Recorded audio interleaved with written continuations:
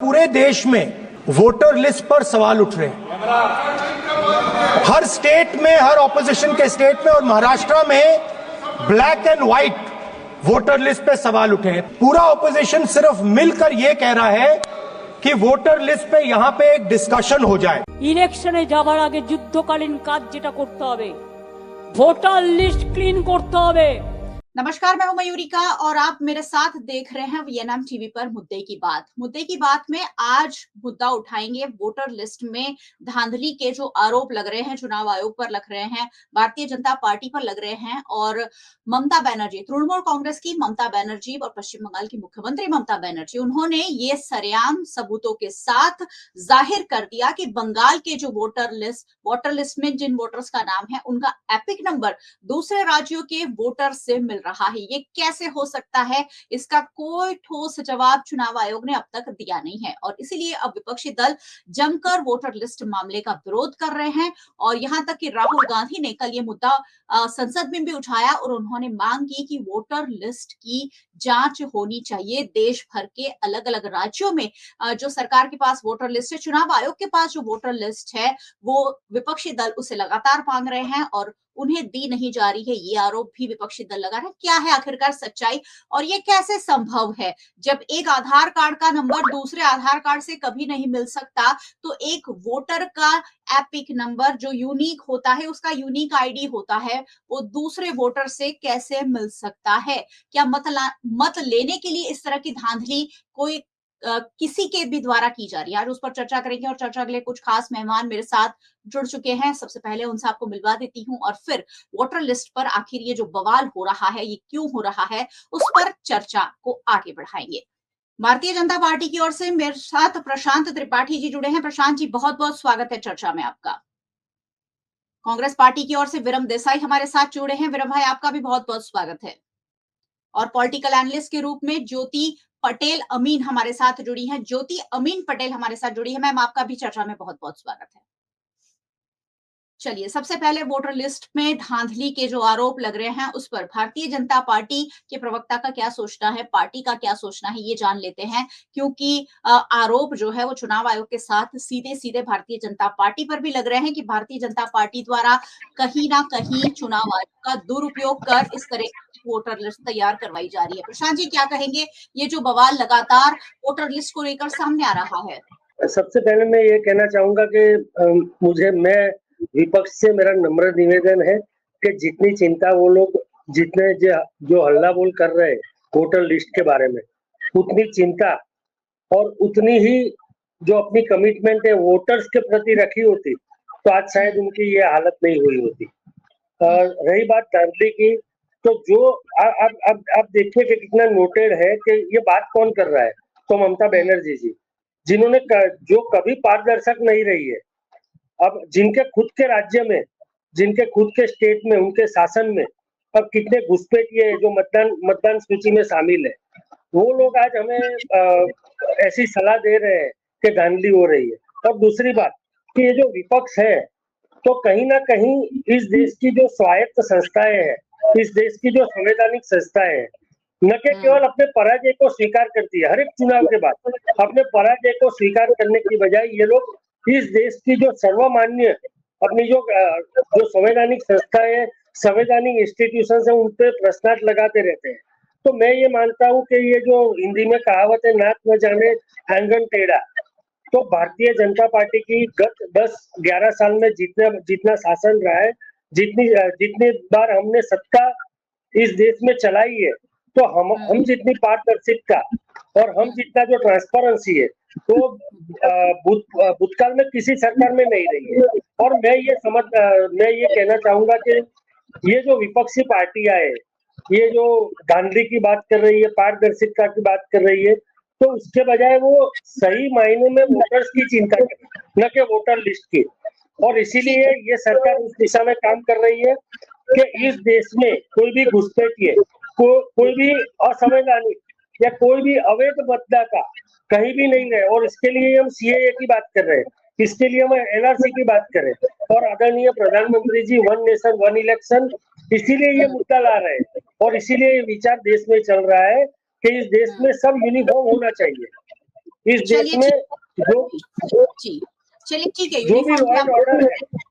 जी जी जी जो यूनिफॉर्म और कानून की आप बात कर रहे हैं प्रशांत भाई, अच्छी बात है जो सोच के साथ भारतीय जनता पार्टी आगे बढ़ रही है, लेकिन अगर बात होती है कि वोटर लिस्ट पर चर्चा कीजिए सदन में, तो वहां ट्रांसपेरेंसी क्यों नहीं दिखाई जाती है, बहुत बड़ा सवाल है। फिलहाल जवाब नहीं लूंगी, लेकिन जब वापस आपके पास आऊंगी तो जवाब लूंगी कि आखिरकार इस पर सदन में चर्चा का स्वीकार क्यों नहीं हो रहा है। अगर पॉलिटिकल पार्टीज कोई आरोप लगा रही है तो उसका खंडन सरकार को करना चाहिए, चुनाव आयोग को करना चाहिए, तो खंडन क्यों नहीं हो रहा, ये भी एक बहुत बड़ा सवाल है। चलिए, कांग्रेस पार्टी की ओर से विरम देसाई हमारे साथ जुड़े हैं। विरम जी, क्या सोचते हैं इस बारे में, वोटर लिस्ट में जो धांधली के आरोप लग रहे हैं, क्यों विपक्ष इस तरीके के आरोप लगा रहा है? मयूरी का सबसे पहले तो मैं आपको धन्यवाद करना चाहूंगा कि एक बहुत बड़ा विषय है जो आज आपने लिया है। मेरे दोस्त प्रशांत जो भी मेरे मित्र जो बात कर रहे थे, मैं थोड़ा सा उनको पीछे ले जाऊं। जब भी कोई बात होती है जनता की, जो प्राण प्रश्नों की जब बात की जाती है, तो ये लोग ऐसा आरोप लगा लेते हैं, ऐसे आरोप गढ़ के तैयारी रखते हैं कि भाई देखो ये विरोध पक्ष तो है ना, वो तो बस अपने कंधे पे सब कुछ लेके जो दूसरे के कंधों पर बंदूक रख के फोड़ना चाहते हैं। हम लोग है कि जो जनता का आवाज है ये हमें उठाना चाहिए, और ये जनता की ही आवाज है। इसलिए मैं जनता की आवाज कहना चाहता हूं कि इतनी इंटर इनकम्बेंसी जो चल रही है, उसके बावजूद भी भारतीय जनता पार्टी, जहां पिछले चुनाव जो हमने देखे, जहां जाओ, हरियाणा की बात करें, महाराष्ट्र की बात करें, जो बड़े स्टेट हैं, वहां की जब हम बात करते हैं तो हर जगह पर वो लोग जीत के आए हैं। और यहाँ पर धांधली हुई, वो हमारे नेता प्रतिपक्ष जो है पार्लियामेंट में, राहुल जी ने उसका आवाज बखूबी निभाया, उठाया और निभाई भी हमारी भूमिका जो है। तो 40 लाख जो वोटर वहां पर बढ़ गए हैं 6 महीने में, जिसके चुनाव उसके पहले 3 साल में जो वोटर लिस्ट में जो नाम बढ़े थे, उसकी जगह 40 लाख 6 महीने, अभी जो पार्लियामेंट का जो चुनाव हुआ था और ये जो अभी विधानसभा का जो चुनाव हुआ, उसके बीच में 40 लाख मतदाता कैसे बढ़ गए? तो एक बहुत बड़ा ये प्रश्न था, और राहुल गांधी ने ये उठाया। अभी देखो, आज बंगाल की हम बात कर रहे हैं, तो बंगाल से भी आवाज उठ रही है कि 2 स्टेटों में से अलग अलग राज्यों के जो मतदाता है, उनके जो यूपीआईडी है वो सेम मिल रहे हैं। तो उसका मतलब कहीं ना कहीं चुनाव आयोग इसमें इन्वॉल्व है। अगर वो इन्वॉल्व नहीं है तो क्यों इसको दूध का दूध और पानी का पानी कर देना चाहिए पार्लियामेंट में? क्यों सरकार इस प्रश्न से भागना चाहती है? क्यों नहीं कहती है कि आइए लोकसभा में, इस पार्लियामेंट जो सबसे हमारी लोकतंत्र का मंदिर है, वहां पर इसकी चर्चा होनी चाहिए। चर्चा करना चाहता है, हमने ये कहा कि इसके बारे में चर्चा करनी चाहिए। और रही बात, प्रशांत भाई ने एक बात कही कि संवैधानिक जो संस्था है उनके ऊपर उंगली, इससे पहले सबसे पहले एलके अडवाणी जी ने इसके ऊपर आवाज उठाई थी, बोले थे, कुछ उनको भी लग रहा था। और ये जायज है, सब कुछ लोकतंत्र में हर एक को बोलने का अधिकार है, जबकि यह पूरे सबूत के साथ जब हम विरोध पक्ष इसको बता रहा है। एलके अडवाणी ने ईवीएम का विरोध किया था, उनके जो नरसिम्हा जी है, जो आज प्रवक्ता बने हुए, उन्होंने उसके ऊपर पूरी किताब लिख के रखी है। तो बात ये है कि जो सच्चाई है वो सच्चाई सामने लानी चाहिए। क्यों पीछा छुड़ाकर भागना चाहती है, क्यों बहाने बना रहा है चुनाव आयोग? वो चुनाव आयोग से सवाल कर रहे हैं, तो चर्चा सरकार इसके बारे में चर्चा लोकसभा में क्यों करना नहीं चाहती है? ये सबसे बड़ी बात है। जी, सबसे बड़ी बात है। और लगातार अब चुनाव आयोग की भूमिका पर उठते रहे हैं। लोकसभा चुनाव 2024 से तो ये जो आरोप हैं वो अब बहुत ज्यादा तेज हो गए हैं और हमले लगातार हो रहे हैं। ECI, election commission of India को एक्सट्रीमली कॉम्प्रोमाइज्ड इंस्टीट्यूशन कहा जाने लगा है। बाकायदा तृणमूल कांग्रेस ने एक्स पर एक पोस्ट कर लिखा है कि ये इलेक्शन कमीशन ऑफ इंडिया नहीं, एक्सट्रीमली कॉम्प्रोमाइज्ड इंस्टीट्यूशन बन गया है। ये लोकतंत्र के लिए बहुत बड़ा खतरा साबित हो सकता है अगर इस दावे में, इस बात में कोई भी सच्चाई है। चलिए, पॉलिटिकल एनालिस्ट के रूप में ज्योति जी हमारे साथ जुड़ी हैं। ये जो विरोध पक्ष ने जो वोटर लिस्ट में धांधली की बात उठाई है, क्या हो सकता है ज्योति जी इसमें? मयूरिका जी, एक तो मैं पहले ये कहना चाहूंगी कि जो भी पक्ष एक बार सत्ता में आता है तो वो चाहता है कि उसकी सत्ता फिर चिरकाल तक बनी रहनी चाहिए, और उसके लिए फिर वो तरह तरह के हथकंडे अपनाते हैं। अब एक्चुअली ये राजाओं वाली राजनीति तो है नहीं, ये लोकतांत्रिक व्यवस्था है, और इसमें फिर राजनीति में भी कुछ नियम होने चाहिए, कुछ मर्यादाएं होनी चाहिए। लेकिन मुझे अफसोस के साथ कहना पड़ रहा है कि वो मर्यादाएं धीरे धीरे एक के बाद एक सब खत्म हो रही है। अब नागरिक है ना, मुझे सबसे ज्यादा दुख इस बात का है कि नागरिक है वो अब ये लोकतंत्र का व्यवस्था में विधाता हुआ करता था, लेकिन अब वो सिर्फ सत्ता पाने की सीढ़ी बन चुका है, उसका इस्तेमाल हो रहा है, मतलब वो यूज हो रहा है, उसके हाथ में डिसीजन पावर रहा ही नहीं। हर राजकीय पक्ष अपने हिसाब से इधर उधर वोटर्स करते हैं, और नहीं मानने की कोई वजह इसलिए नहीं है क्योंकि इस बार विरोध पक्षों ने सबूत के साथ ये आरोप लगाए हैं, तो वो सबूत, ये आरोप पे कुछ तो मतलब सत्यता है, वो जब दे रहे हैं सबूत तो उसे नकार नहीं सकते, उसे नकारने की कोई वजह नहीं दे रहे हैं, सिर्फ मतलब प्रत्यारोप हो रहे हैं बदले में। दूसरी बात ये है कि मुझे डाउट पहले हुआ था जब गुजरात में 2022 उसके चुनाव हुए थे, तो मेरे सहित हर विश्लेषक जानता था कि इस बार एंटी इनकम्बेंसी फैक्टर बहुत है, क्योंकि कोरोना के वक्त जो सरकार की मतलब बेदरकारी आई थी, उस वक्त खुश नहीं थे। विजय रूपाणी का जो सत्ता काल रहा था उसमें भी कुछ काम नहीं होते थे, बहुत सारे कंपाउंड मतलब घपले घोटाले उजागर हुए थे, तो मतलब चरम सीमा पे थी। और उस वक्त जब रिकॉर्ड ब्रेक इन्होंने मतलब किया, सीटें पाई, तो वो एकदम से हमारे शक के दायरे में आ ही चुकी थी, क्योंकि जब 2012 में मोदी तरफी लहर इतनी स्ट्रॉन्ग थी तब भी इतनी सीटें नहीं आई थी बीजेपी की जितनी इस बार आई थी। तो वो उसी वक्त लगा कि हो सकता है कि क्योंकि टेक्नोलॉजी यूज करने में बीजेपी नंबर 1 है, बहुत माहिर है, तो हमें डाउट हुआ था कि हो सकता है कोई ऐसा सॉफ्टवेयर खरीदा हो पेगासस की तरह कि जो मतलब अभी सामने नहीं है लेकिन उससे ईवीएम हैक किया गया हो। फिर बाद में कुछ मतलब हमारे पास सबूत भी आए थे कि वो मतलब मतदान भी बोगस वोटिंग हुई थी। और उसके बाद ये हुआ था कि मतलब समझ में आ गया कि एक्चुअली जनता क्या चाहती है, कि जो मतलब कांग्रेस को हटा के बीजेपी इसलिए लाई थी ताकि जो ये कांग्रेस पहले करती थी, मैं पहले से कह रही हूँ कि मोदी जी की राजनीति है वो बिल्कुल इंदिरा गांधी की कॉपी है बस, लेकिन वो एडवांस लेवल पे है, क्योंकि पहले मतदार इतना पढ़ा लिखा इतना जागृत नहीं था, अब है, और अब टेक्नोलॉजी भी है, तो वही पॉलिटिक्स हो रही है लेकिन एडवांस लेवल पे। लेकिन इसमें वो पूरे मतलब प्रजा का पूरा हिस्सा ही निकल गया है।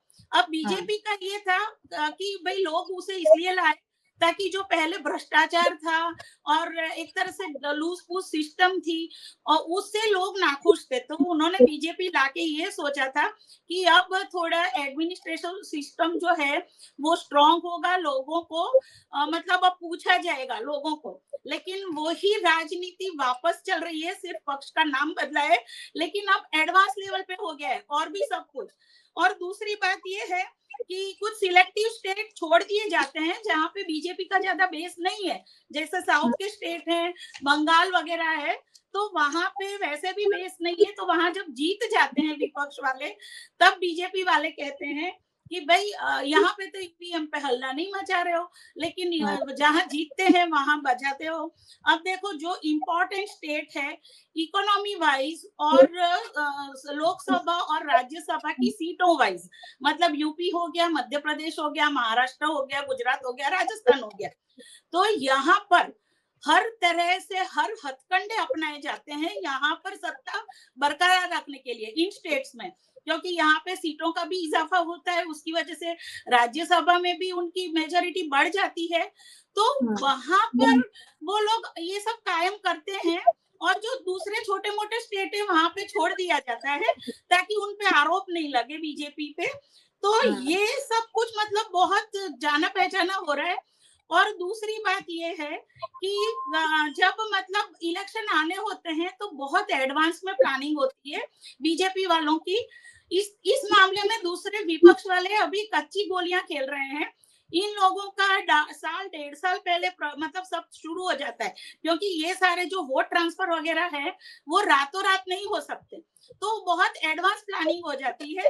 अब इसे जो कहते हैं कि देखिए कांग्रेस की उन्होंने सीबीआई को अपना तोता बनाया था, इन लोगों ने ईडी को बनाया है और इलेक्शन कमीशन को बनाया है। लेकिन मेरा मानना स्पष्ट है कि जो स्वायत्त संस्थाएं हैं उनकी जो पदाधिकारी कोई भी हो, किसी भी लेवल पे, नॉट ओनली टॉप, किसी भी पदाधिकारी की जो नियुक्ति है वो किसी भी राजकीय पक्ष के हाथ में नहीं होनी चाहिए। उनका अपना सिस्टम होना चाहिए ताकि उसकी स्वायत्तता टकी रहे, क्योंकि जैसे न्याय तंत्र में है तो न्याय तंत्र इसीलिए अभी स्वायत्त है क्योंकि वहां पर सरकार की मेहरबानी नहीं चाहिए किसी भी को।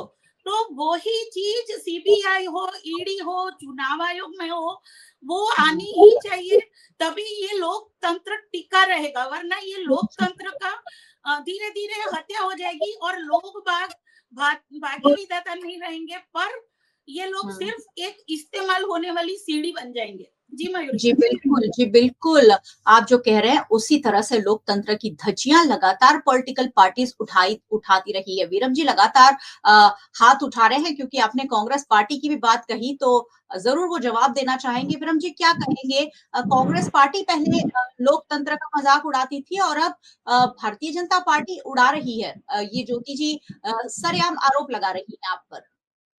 कांग्रेस पार्टी ने अगर ये सोचा होता लोकतंत्र को खत्म करने की अगर बात हुई होती तो 77 में इंदिरा जी को जब इनपुट मिले हुए थे, आईबी से रिपोर्ट था उनके पास कि आप चुनाव मत करिए, आप हार जाएंगे, फिर भी उन्होंने सामान्य चुनाव करवाए थे पार्लियामेंट के। अगर तो धांधली करनी होती तो उनके पास बहुत सारी उनके हाथ में सत्ता थी, सब कुछ करवा सकती थी, चुनाव देने की जरूरत भी नहीं थी, लेकिन फिर भी लोकतंत्र जिंदा रहे उसके लिए इंदिरा जी ने निर्णय भी लिया और हार भी गए हम लोग। लेकिन उसी जनती उन्होंने इंदिरा जी को 1980 में और बहुमती के साथ अपनी सरकार बनाई इंदिरा जी ने। तो इंदिरा जी से नरेंद्र मोदी की तुलना करना ये मैं समझता हूँ घोड़े के साथ गधे की तुलना करने के समान है। मैं फिर से बोल रहा हूँ जिम्मेदारी के साथ कि घोड़े के साथ गधे की तुलना करने के समान है। तो इंदिरा जी के साथ ऐसे लोगों की तुलना न करें जो अमेरिका के सामने इंदिरा जी जो जवाब देती थी वहां नतमस्तक होते नरेंद्र मोदी आए हैं। तो आपको दो हाथ जोड़ के मेरी विनती है कि तुलना इंदिरा जी के साथ ऐसे लोगों की, डरपोक लोगों की न करे। मैं विवेचक है, आप राजकीय विश्लेषक है, मैं आपको दो हाथ जोड़ के विनती करता हूँ ऐसा न करे। दूसरी बात, जो चुनाव में जो धांधली हुई है पार्लियामेंट में राहुल जी ने भी उठाए हैं और वीरम भाई आपका और एक बात मैं करना चाहता हूँ, जो एनटीआर 14 में नरेंद्र मोदी जिस तरह से चुनाव जीत कर आए थे, एक आंधी सी चल रही थी, हम सब लोग मानते थे कि बहुत बड़ा ये समर्थन मिला है नरेंद्र मोदी को, हम देख भी रहे थे, वो बात बराबर थी। वहां तक जो सीटें उनको मिली थी उसके अगेंस्ट हम आगे जाके देखते 2019 में तो 303 बैठक जो उन्होंने प्राप्त की, उतनी लोकप्रियता जो हमें 2014 में देखने को मिली थी उतनी वहां नहीं थी। वहां भी एंटी इनकम्बेंसी थी, लेकिन उसके ऊपर भी जब वो सत्ता में आए 300 से ऊपर सीटें बैठक लेकर आए तब ये सवाल पहली बार उठा था। उसके बाद 2022 की बात करें, गुजरात के चुनाव जो हुए और उसमें 156 बैठकें जो उन्होंने ली, वो कहीं ना कहीं कि माधव सिंह सोलंकी का जो रिकॉर्ड तोड़ने के लिए, सत्ता में बने रहने के लिए, और जिस तरह से या आपकी चैनल पे कल मैं एक बात बताना चाहता हूँ मयूरिका जी कि जिस तरह से ये लोग डिटेक्टिवशिप जो कर रहे हैं यहाँ पर, कल आपकी चैनल पे एक स्थानिक जो मुद्दे थे उसके लिए एक बात कर रहा था एक बंदा, उसको पुलिस से धमकियां मिलनी शुरू हो गई। घाटोरिया विस्तार के अंदर जो बात हुई थी कि यहाँ दारू के अड्डे, जो मुख्यमंत्री का ये विस्तार है यहाँ पर, वहां पर दारू बिक रही है, पुलिस कुछ कर नहीं रही है, तो पुलिस के उसके ऊपर फोन आने शुरू हो गए हैं। तो ये सारी जो राजनीति यहाँ पर चालू की है इन्होंने, अगर विरोध पर सवाल उठाता है तो उसको ऊपर इसे ऐसा आरोप बना दिया जाता है ये तो पाकिस्तानी है। अरे भैया, हम भी 40% वोट तो हमें भी गुजरात से मिलते हैं, तो 40% वोट लेने वाले क्या सारे यहाँ से पाकिस्तानी हो गए? चलिए ठीक है, ज्योति जी क्या जवाब? तो बहुत सारे प्रश्न हैं मयूरिका जी, बहुत सारे प्रश्न यहाँ पर हैं और उस प्रश्न का जवाब इन लोगों के पास नहीं होगा। हाँ हाँ, ज्योति जी बताइए, जवाब दीजिए। दोनों की तुलना, दोनों प्रधानमंत्री वो राजनीति के बारे में की थी। दो शख्सियत पूरी अलग है, लेकिन जो राजनीति का स्टाइल है, अब देखिए ठीक है, इंदिरा जी ने फिर से चुनाव करवाया, लेकिन उनपे काफी दबाव था। और दूसरी बात की इमरजेंसी उन्होंने जाहिर की थी, वो बीजेपी ने नहीं की है।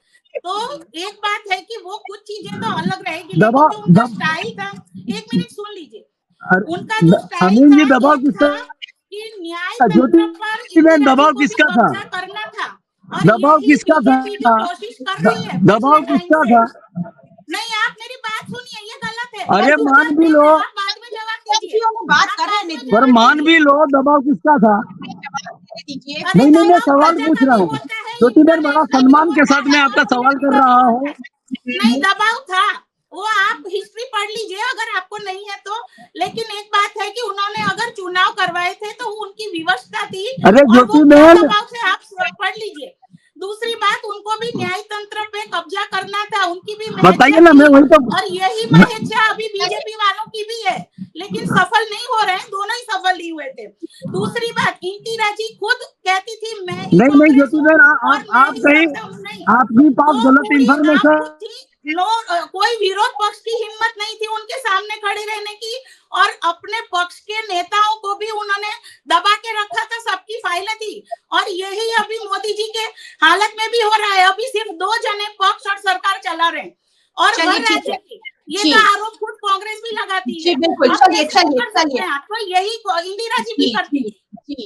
इतिहास में 5 सेकंड मेरे को दीजिए, 5 सेकंड दीजिए प्लीज, 5 सेकंड जी।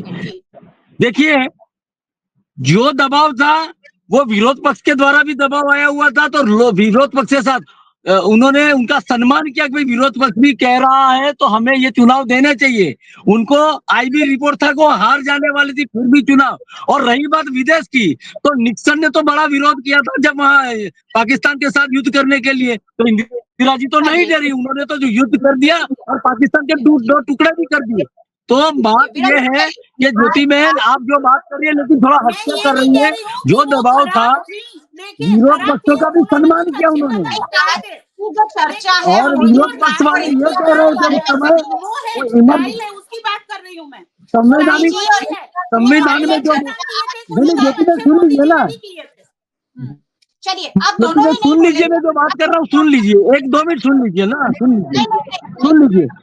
जो इमरजेंसी डाली गई थी ना, वो भी उसका प्रावधान है, संविधान में उसका भी प्रावधान है, उसके हिसाब से इमरजेंसी डाली गई थी। विरोध पक्ष वाले ऐसा कह रहे थे कि आप पुलिस अपना काम मत कीजिए, लश्कर को बोल रहे थे कि आप उनका साथ मत दीजिए, जब पूरी तरह से ये संविधान में उसका प्रावधान दिया गया, उसके तहत इमरजेंसी डाली गई थी, वो संविधान का विरुद्ध नहीं था। चर्चा रखेंगे कि कौन बेहतर प्रधानमंत्री रहा, उसके लिए अलग से चर्चा रखनी पड़ेगी। इंदिरा गांधी है प्रधानमंत्री, तब हम ये वाली चर्चा करेंगे। प्रशांत भाई के पास चलती हूँ। प्रशांत जी, धांधली, ये क्या, ये अगर ये आरोप गलत है तो सरकार आगे आके कह क्यों नहीं रही है, उसके प्रमाण क्यों नहीं दे रही? जिन्होंने आरोप लगाए हैं उन्होंने उसके प्रमाण दिए हैं। ममता बनर्जी ने एक बाकायदा उदाहरण के साथ बताया है कि बंगाल का वोटर गुजरात के वोटर से कैसे मिल सकता है। तो अब मैं सबसे पहले मैं समझ गया। सबसे पहले मैं ये कहना चाहता हूँ कि मुझे आज क्रोध से ज्यादा चिंता हो रही है और दुख हो रहा है कि मेरे मित्र अपनी 140 वर्ष पुरानी पार्टी के लोग आज अपने देश के आदरणीय प्रधानमंत्री के लिए कैसे शब्द का प्रयोग कर रहे हैं। ये बहुत दुखद है मैडम। ये मैं आपसे ऑफिशियल बोल रहा हूँ कि ये घोड़े गधे जैसे शब्द का उपयोग कर रहे हैं। अरे भाई, गद्दार घोड़े से, अगर गद्दार घोड़े गद्दार है ना, तो गद्दार घोड़े से हमारे प्रामाणिक गधे, हम गधे हैं, देश के लिए हम गधे हैं, देश का बोझ हम उठाते हैं। हम गधे हैं क्योंकि हम प्रामाणिक है, हम गधे क्योंकि हम देशभक्त है। हम ऐसे घोड़े नहीं है जो विदेशी नेतृत्व पे, एक परिवार पे निर्भर रहते हैं। हम ऐसे घोड़े नहीं है कि इस देश की संवैधानिक संस्थाओं पर प्रश्नार्थ करते हैं। हम ऐसे घोड़े नहीं है कि इस देश की जनता को तुष्टीकरण की आग में धकेल रहे हैं। हम ऐसे गधे हैं जो इस देश को भक्ति कर रहे हैं, हम ऐसे गधे हैं जो 80 करोड़ लोगों को राशन दे रहे हैं, हम ऐसे गधे हैं जो 96 करोड़ लोगों को आयुष्मान कार्ड दे रहे हैं, हम ऐसे गधे हैं जो इस देश से भ्रष्टाचार मिटाना चाहते हैं, हम ऐसे गधे हैं जो हर चुनाव में आपका जन आधार घुमा रहे हो, आप आपका जन आधार नहीं है इसलिए ऐसी बातें कर रहे हो। हम ऐसे गधे हैं जिसको लोकसभा में, विधानसभा में और स्थानीय इकाई के चुनाव में आपको लोगों ने रिजेक्ट कर दिया है, क्योंकि आप आपके पप्पू को लेकर चल रहे हो, अभी भी आप समझ नहीं रहे हो, आप इटली के नेतृत्व को लेकर चल रहे हो, हम इस देश की मिट्टी के नेतृत्व को लेकर चल रहे हैं। भारतीय जनता पार्टी का कार्यकर्ता, भारतीय जनता पार्टी की कैडर, भारतीय जनता पार्टी का जन आधार देख के कांग्रेस आज अपना आपा खो बैठी है। कांग्रेस आज कहीं की नहीं रही है। कल केजरीवाल को गाली बोलती थी, आज केजरीवाल के साथ बैठती है, कल दोबारा केजरीवाल के साथ जाती है और अपना अस्तित्व इस देश की हर एक संस्थाओं से, इस देश की विधानसभा हो, इस देश की स्थानीय इकाई हो, कांग्रेस का कहीं अस्तित्व नहीं रहा है। हम गधे हैं तो हम मंजूर है, इस देश की जनता के लिए हम गधा बनने के लिए तैयार है, पर कृपया एटलीस्ट अपने आदरणीय नरेंद्र भाई मोदी इस देश के प्रधानमंत्री है, भारतीय जनता पार्टी के प्रधानमंत्री नहीं है। और कांग्रेस की इसी नीतियों की वजह से भारत का आज जो विदेश में जो मान है वो कांग्रेस कभी नहीं रख पाई थी, और हम ही नहीं करना चाहते। हम ऐसे परिवारवादी, तुष्टीकरणवादी और भ्रष्टाचारवादी कांग्रेस के साथ हमारे प्रधानमंत्री की, हमारे नेता की कोई तुलना नहीं चाहते। हम गधे हैं, इस देश का बोझ उठाने रहेंगे, हम देश के लिए गधे की तरह काम करेंगे, हमें विदेशी घोड़े नहीं चाहिए, हमें देश कोई घोड़े नहीं चाहिए। प्रधानमंत्री लाते थे, रेनकोट पहन के लाते थे, ये गधे ही बोलते थे, ये गधे अंग्रेजों की गुलामी करने वाले देशभक्ति हमें सिखा रहे हैं। अंग्रेजों के ये मुखबिर हमें देशभक्ति सिखा रहे हैं, आजादी की लड़ाई लड़ी जा रही है, हम गोलियां खा रहे थे और ये मुखबिर बने हुए हैं, ये माफी भी आज देशभक्त बने हुए हैं। ये गधे अंग्रेजों की औलाद। चलिए ज्योति जी के पास चलूंगी, क्योंकि आप दोनों मुद्दे से भटक रहे हैं। यहाँ वो बात नहीं है, यहाँ बात भाजपा और कांग्रेस की नहीं है, यहाँ बात लोकतंत्र को बचाने की है कि अगर वोटर लिस्ट पर गड़बड़ी के आरोप लग रहे हैं, अगर पॉलिटिकल एनालिस्ट ज्योति अमीन जैसे लोग भी ये सोच रहे हैं कि ऐसा हो रहा है, तो ये लोकतंत्र के रूप में बड़ा खतरा है। आप इस तरह से लड़कर इस डिबेट को खत्म नहीं कर सकते। हमें बैठकर संजीदगी के साथ इस मुद्दे को सुलझाना होगा कि आखिरकार अगर ऐसा हो रहा है तो इसके प्रमाण दिए जाए और इसके जवाब दिए जाए कि आखिरकार ये क्यों हो रहा है। ज्योति जी क्या कहेंगे? हमेशा पॉलिटिकल पार्टीज लड़ने में सही मुद्दों को पीछे छोड़ देती है। यहाँ इंदिरा जी की और प्रधानमंत्री मोदी जी की बात हो ही नहीं रही है। वो दोनों अपने आप में अलग अलग नेता है और देश को उन्होंने अलग अलग रूप से चलाने की कोशिश की है। कितने सफल, कितने असफल, ये आने वाला वक्त में कभी फिर एक बार चर्चा करेंगे। ज्योति जी बताइए, ये जो वोटर लिस्ट में धांधली की बात है, ये भारत देश के लिए, भारत के नागरिकों के लिए कितना खतरा साबित हो सकती है?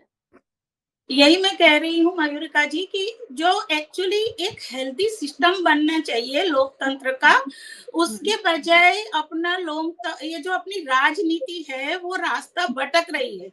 और यही वजह है कि जो लोग इस बात को समझ रहे हैं वो टोकना चाहेंगे, बोलना चाहेंगे कि भाई ये ठीक नहीं हो रहा है, जिन्हें कुछ दूर का दिखाई देता है।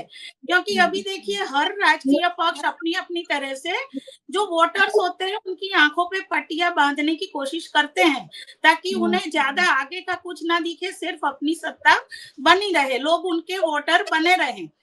अब देखिए जो वोटर्स की लिस्ट की बात हो रही है, तो मुझे सच में दुख है कि जो देखिए एक धांधली मेरी ये भी आई थी दिमाग में, ये आपको बताने में भूल गई कि जो मैंने अभी पिछले कुछ चुनावों से मैं ये ट्रेंड देख रही हूँ कि जब चुनाव खत्म होने वाले होते हैं तो 5 बजे तक का आंकड़ा कुछ 50s में होता है, 52-53% जैसा, और फिर 1 घंटे में वो 10% कैसे बढ़ जाता है वो मेरी समझ में नहीं आया।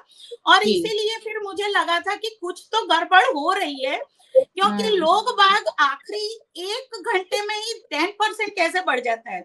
उसके बाद जो अभी तक नहीं हुआ था वो ये भी हो रहा है कि अब तक शाम को जैसे ही वोटिंग खत्म हुई 6 बजे, 6:30 या मैक्सिमम 7 बजे तक चुनाव आयोग के आंकड़े आ जाते थे कि इस जगह इतना वोटिंग हुआ है। लेकिन अब चुनाव आयोग भी शक के दायरे में इसलिए है कि वो 2-2, 3-3 बाद फाइनल आंकड़ा देते हैं, जो उस वक्त आंकड़ा होता है। और मैंने कंपेयर भी किया था उस वक्त इलेक्शन के वक्त, तो फाइनल आंकड़ों में 6 से लेके 10% तक का डिफरेंस था, जो उस दिन जाहिर हुए थे और जो बाद में जाहिर हुए। तो फिर मतलब लगता है कि गड़बड़ी तो हो रही है और उसके साथ चुनाव आयोग की भी मिलीभगत जरूर है। दूसरी बात कि जब विरोध पक्ष या कोई भी नागरिक मतलब उम्मीदवार जब गड़बड़ की आशंका लेके चुनाव आयोग में जाते हैं तो वो उसका फर्ज बनता है कि वो उन्हें सबूत के साथ बताएं। लेकिन अब देखिए बहुत है ना, मतलब कहते हैं ना सगवड़ पूर्वक वो ये हो रहा है कि या तो मौन और या फिर प्रत्यारोप और या फिर मतलब बॉयकॉट, ये 3 तरीके इस्तेमाल हो रहे हैं जवाब ना देने के लिए। या तो मौन रख लो, कुछ दिन बाद आप सब शांत हो जाएगा और अपनी जनता को तो रोज बेचारी को खुद का पेट भरना है, काम करना है, वो कब तक पकड़ के बैठेगी। फिर या तो उनको बॉयकॉट करो या फिर ये दे दो कि विपक्ष का काम है बोलना, तो वो तो बोलेंगे। लेकिन वो क्यों बोल रहे हैं? तो इस तरह इतना ज्यादा विपक्ष का मान हनन मैंने अब तक नहीं देखा था जो अब देख रही हूँ। और इसीलिए मुझे लग रहा है कि लोकतंत्र अब गलत दिशा में जा रहा है, क्योंकि जो लोकतंत्र होता है उसमें प्रजा की तो आवाज होती है, लेकिन साथ में विरोध पक्ष को भी सुना जाता है। तो वो एक खानदानी हुआ करती थी कि विरोध पक्ष के साथ भी बहुत सभ्यता से बात की जाती थी, उनके आरोपों के जवाब भी दिए जाते थे, और अगर वो है तो उन्हें सबूतों के साथ उन आरोपों को निरस्त किया जाता था। लेकिन अब क्या होता है, धांधली मचती है, बॉयकॉट होता है संसद का, या जवाब देने की उनको जिरह करने की जैसे अभी मांग कर रहे हैं, तो वो एक्सेप्ट नहीं की जाती है। तो ये पूरी तरह से कब्जा कर लेने वाली बात हुई। तो ये जो कब्जे वाली मानसिकता है वो लोकतंत्र में नहीं चलती। लोकतंत्र में जब एक खुलापन होता है और आपको जवाब देने होते हैं, अगर आप सरकार में हो, आपकी तरफ से कुछ गलतियां हो रही है या कुछ गलतियां पकड़ी जाती है, तो उस वक्त जवाब मांगने का हक है और उनको जवाब देना भी चाहिए। तो ये जो अभी लोकतंत्र स्वस्थ होना चाहिए उसकी वजह बीमार होता चला जा रहा है, और मुझे यही दुख है। जी बिल्कुल। प्रशांत जी, क्यों जवाब नहीं दिए जा रहे हैं? क्यों कई मुद्दे ऐसे हैं सिर्फ सवालों पे खत्म हो रहे हैं? अगर वोटर लिस्ट में गड़बड़ी के आरोप लग रहे हैं तो इस पर चर्चा क्यों नहीं हो रही? आपके नेता बोलेंगे, उनके नेता बोलेंगे, हेल्दी डिस्कशन होगा, तभी मामले का कोई ना कोई निपटारा होगा या कोई सॉल्यूशन निकल कर आएगा। प्रशांत जी, वास्तविकता ये है मयूरिका जी कि आज विपक्ष के पास कोई मुद्दा नहीं बचा है, और कोई भी औचित्य वाला अगर मुद्दा हो, कोई भी वैलिड पॉइंट हो, मुद्दे से मत तो ये सरकार मुद्दे से मत भटकिए सर। नहीं, मैं मुद्दे से नहीं भटक रहा हूँ। अगर आप समझो कि आप ईवीएम पे पहले वो लोग सवाल खड़े कर रहे थे, चुनाव आयुक्त पे खड़े कर रहे थे, सुप्रीम कोर्ट ने जब बुलाया तब वो लोग गए थे क्या आप लोग साबित करो कि ईवीएम में गड़बड़ी है कि नहीं? तब तो कोई जाता नहीं है। तो ये केवल मात्र इन लोगों में अभी भाषा पे भी कंट्रोल नहीं रहा है। आज ये लोग देश के प्रधानमंत्री का सम्मान नहीं कर रहे हैं। आज ये ऐसी बातें करके इस देश के मतदाता का, इस देश की जनता का, मैं समझता हूँ ये लोग अपमान कर रहे हैं। और कोई भी वैलिड पॉइंट होगा तो भारतीय जनता पार्टी की किसी भी सरकार कहीं भी सत्ता में बैठी होगी तो वो ट्रांसपेरेंट उसके लिए चर्चा करने को हमेशा तैयार है और रहेगी। मुझे मेरे नेतृत्व पर विश्वास है। अगर कोई वैलिड पॉइंट होगा और अगर कोई देश के हित में होगा कोई बात, तो उसके लिए चर्चा के लिए हमेशा हम तैयार ही रहते हैं। राहुल गांधी ने कल ही पत्रकार से कहा था कि चर्चा होना शायद संभव नहीं लग रहा है। विरम जी, आखिरी कुछ सेकंड्स हमारे पास बचे हैं। कांग्रेस पार्टी और विपक्षी दल इस पूरे मुद्दे को आगे कैसे ले जाएंगे कि वोटर लिस्ट में अगर सही में धांधली हो रही है तो बहुत चिंता का विषय है।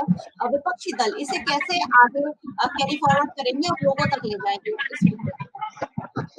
क्योंकि हमने संसद में ये बात रखी है और हम चाहते हैं कि इसकी विस्तृत चर्चा हो और होनी भी चाहिए। अगर ये संविधान को जिंदा रखना है, हमें लोकतंत्र को, इस मूल्य की बात है जो उसको जिंदा रखना है, तो ये हमें चर्चा तो करनी होगी सरकार को हमारे साथ।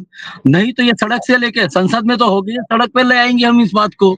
जो मुद्दा है वो लोकतंत्र बचाने की बात है, और यहाँ पर किसी भी संवैधानिक जो संस्थाएं उनके ऊपर अगर कोई इस तरह से कोई हक जमाना चाहेगा, तो एक विपक्ष की होते हुए हमारी ये भूमिका है, हम उसको बखूबी निभाएंगे और उसका विरोध भी करेंगे।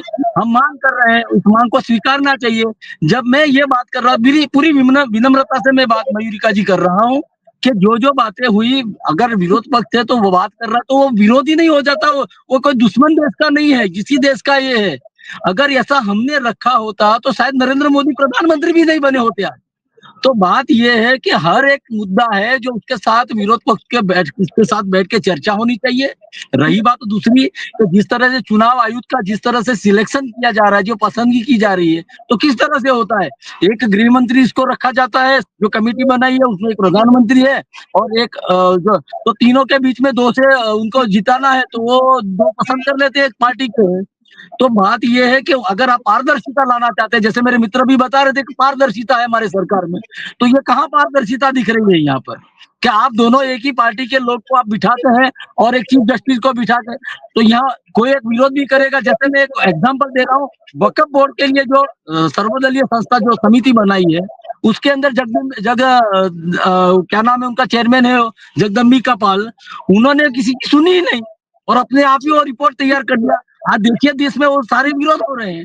तो ऐसा क्यों करते हो कि जब विरोध खड़ा हो, आप पारदर्शिता लाना चाहते हो, उसके सामने सबके सामने लाके चर्चा कीजिए ना, यही इसी बात है जी। और कांग्रेस के नेता राहुल गांधी ने बकायदा प्रेस कॉन्फ्रेंस कर ये मांग की थी कि वोटर लिस्ट जो है उसे मुहैया कराइए हमें, ताकि हम अपने तरीके से इस डेटा की जांच कर सके। और साथ ही सदन में भी चर्चा की मांग हो रही है। ये बहुत गंभीर मुद्दा है, ऐसे मुझे लगता है कि इस मामले में जरूर चर्चा होनी चाहिए। ज्योति जी, हमारे पास वक्त कम है, छोटे से जवाब में कुछ कहना चाहते हैं? एक वाक्य कहूंगी सिर्फ कंक्लूजन में, वो ये कि अगर बीजेपी ये दावा भरती है कि हमें लोगों का प्यार मिल रहा है और विपक्षों से लोगों का मन उतर चुका है, तो फिर ये वोटर लिस्ट में हेरफेर की जरूरत ही क्यों है? और ये बोगस वोटिंग की जरूरत क्यों है? वो तो आप खुद ही जीत जाने वाले हो। तो वो मतलब लोगों का प्यार पाने वाली चीज ठीक नहीं लग रही मुझे जी। बहुत बड़ा ये सवाल उठाया है ज्योति जी ने कि आप तो इतना अच्छा कर रहे हैं, बहुत सारी योजनाएं हैं, बहुत सारी पारदर्शिता है आपकी सरकार में। प्रशांत जी भी इसका जवाब जरूर देना चाहेंगे। प्रशांत जी बताइए, क्या जवाब देना चाहेंगे? अगर आपको इतना प्यार मिल रहा है, योजनाएं इतनी सारी आपने लागू कर दी है, आप आवाज दे रहे हैं, आवाज, उसके बाद मैं यही कहना ज्योति बहन जी ने जो प्रश्न खड़ा किया उसमें उसका उत्तर है कि अगर हमें इतना जन आधार है तो हमको इतनी गड़बड़ी करने की आवश्यकता ही नहीं है। वो उन्होंने अपने प्रश्न में ही अपना उत्तर दे दिया। और मैं रही बात, आप समझो आप गड़बड़ी की बात कर रहे हैं प्रशांत जी। सबूत दिए हैं ममता बनर्जी ने, आप उसे झुटला नहीं सकते। आप सबूत को भी नहीं मानते हैं, ये कैसे होगा? सबूत तो मानने होंगे। अरे चलो मैं अगर मान लो कल से हम चर्चा के लिए तैयार हो जाते हैं। अब हम प्रतिपक्ष में अगर ऐसे दो मुद्दे रखेंगे, पश्चिम बंगाल सरकार क्या कर रही है उधर आपको बताए, तो जो हम देश के सामने रखना चाहेंगे तो कांग्रेस बैठेगी हमारे साथ, वो स्वीकार करेगी कि ममता बनर्जी ने कितने घुसपैठियों को मतदार सूची में शामिल किया है।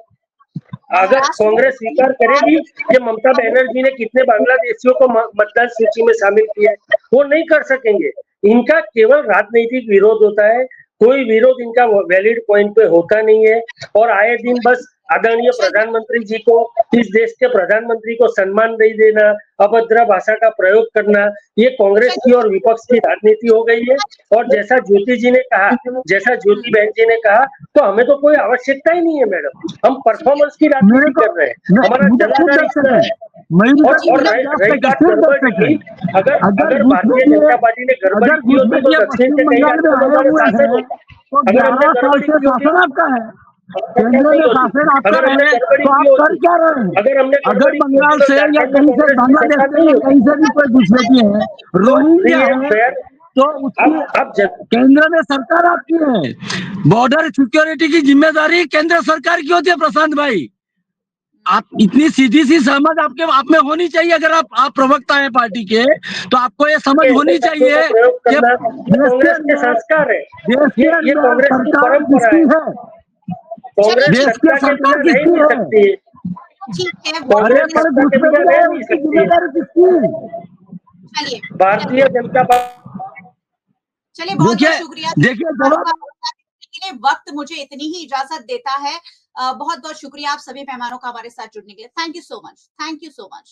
और बहुत बहुत शुक्रिया सारे व्यूअर्स का हमारे साथ जुड़ने के लिए। वैसे व्यूअर्स को हमेशा ही जुड़ते रहना चाहिए, क्योंकि अलग अलग पॉलिटिकल पार्टीज की विचारधारा हम आप तक पहुंचाते हैं हर रोज। मुद्दे की बात में कौन सी पार्टी किस विचारधारा के साथ किस मुद्दे पर आगे बढ़ रही है, ये आपको यहाँ चर्चा के दौरान पता चलता है। और इसलिए मैं रोज कहती हूँ आपसे, वीएनएम टीवी को देखते रहिए। यूट्यूब चैनल है हमारा जहां आप देख रहे हैं। चैनल पर अगर पहली बार आए हैं, सब्सक्राइब किए बिना बिल्कुल मत जाइएगा, क्योंकि यहाँ वही बातें हम चर्चा में लेकर आते हैं जो आपके लिए जानना जरूरी है। आप हमें ओटीटी प्लेटफॉर्म्स पर देख रहे हैं, आप हमें फेसबुक पर देख रहे हैं। हमेशा देखते रहिए वीएनएम टीवी पर, रोज रात 8 बजे मुद्दे की बात। नमस्कार। पूरे देश में वोटर लिस्ट पर सवाल उठ रहे हैं, हर स्टेट में, हर ऑपोजिशन के स्टेट में, और महाराष्ट्र में black and white voter list पे सवाल उठे हैं। पूरा ऑपोजिशन सिर्फ मिलकर यह कह रहा है कि वोटर लिस्ट पे यहां पे एक डिस्कशन हो जाए। ইলেকশনে যাবার আগে যুদ্ধকালীন কাজ যেটা করতে হবে, ভোটার লিস্ট ক্লিন করতে হবে।